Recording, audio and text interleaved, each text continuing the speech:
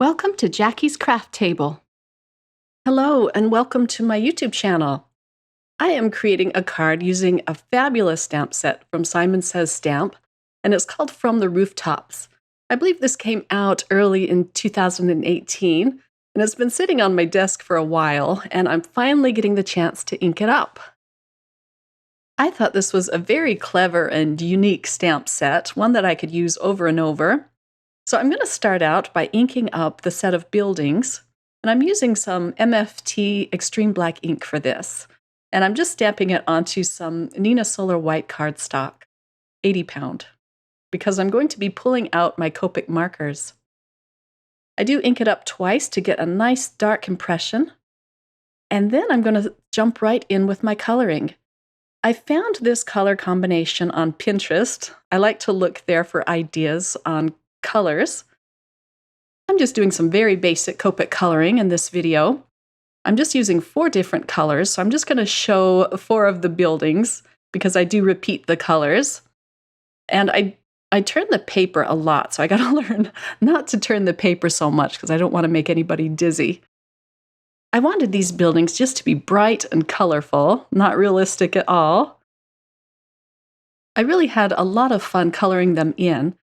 And from this one stamp set, I'm going to show you 4 different cards that I created. So I created a whole set of cards. And I could have even gone on to create more because I didn't even use up all of the sentiments that were included in this fabulous set.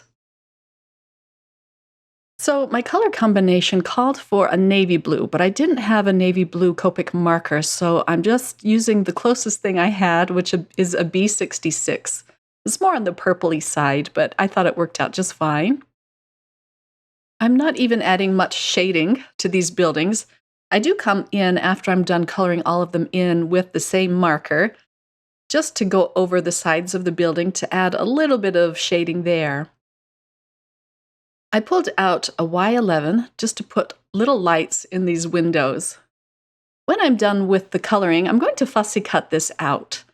And it was pretty easy to do, and to make it look even more finished, I use a black marker along the edges. I will list all of the products that I used to complete these 4 cards over on my blog, as well as the different Copic colors that I used, if you're interested in that. For the sentiment, I'm just using some Versamark ink on a piece of black cardstock. And I'm going to pour over some white embossing powder. I really like this Hero Arts brand. And then I'm just going to melt that with my heat tool. And it says, "Shouting from the rooftops." And then I'll put another sentiment at the top of my card as well. So here's the second sentiment, and I'm just going to stamp that right in the speech bubbles. The first one says, "I miss you." And I'm stamping that up twice just to get a dark impression. And then I will flip this over, and this is a different sentiment for the next one. It just says, "Hello." I'm going to fussy cut these out as well, right up to the black edge, and then use a marker around them to finish it off. I'm using a piece of Bristol Smooth cardstock for this card panel, and I just want to put down a little bit of squeezed lemonade distress oxide so that it looks like there's sun shining behind these buildings that I'm going to adhere to this panel. And I popped up the buildings with some foam tape.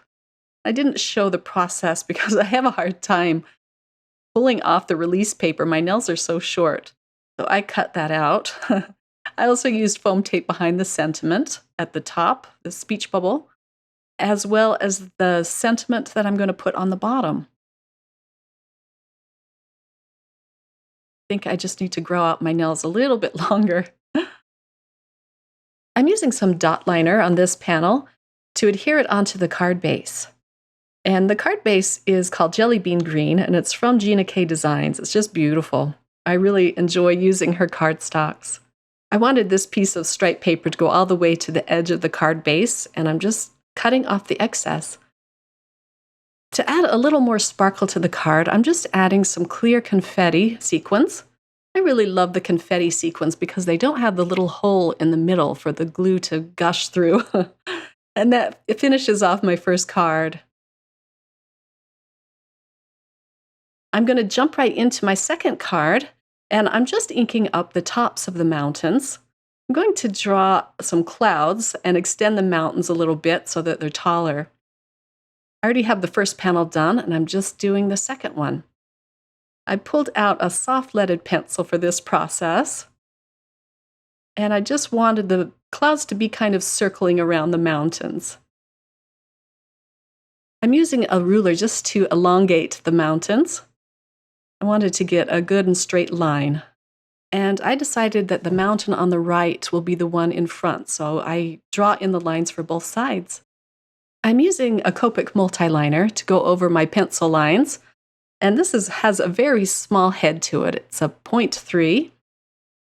I think I could have even gone smaller, but that was the smallest one I had in my stash.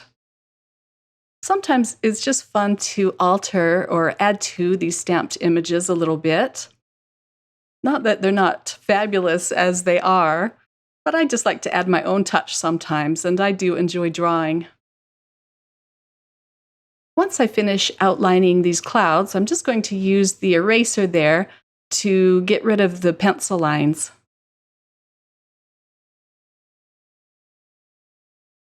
These two cards are going to be a little bit closer to one-layer cards.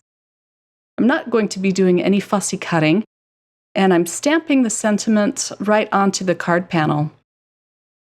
I'm doing more Copic coloring on these two panels, and I'm starting out with the snow on top of the mountains, just putting down some cool grays to give them some dimension. So I start out with the C2, and then I use the C00 to blend that out a little bit. I could have also used some violet colors for the shadows on these clouds, or even some blues. I thought that would be pretty, but for some reason I just grabbed my grays today. I'm going to have the mountains themselves be purple, so I'm just using two Copic colors for that. My lightest Copic is going to be my V22, and I'm just going to show the coloring of one mountain as well, because I do the exact same thing on the other two, just to save time on this video. And then for my shadows, I'm using my V25. On my other panel, I used two Copic markers as well, but in the greens. I wanted them to be more springtime mountains in the spring, and I really like how they turned out as well. I will have pictures of all four of my cards over on my blog at jackiescrafttable.com.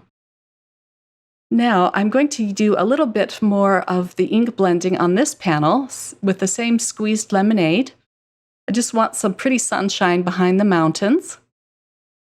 So I masked them pretty completely. I have a lot of little layers here. And I just love how the sunshine is behind the mountains. It just looks so cute.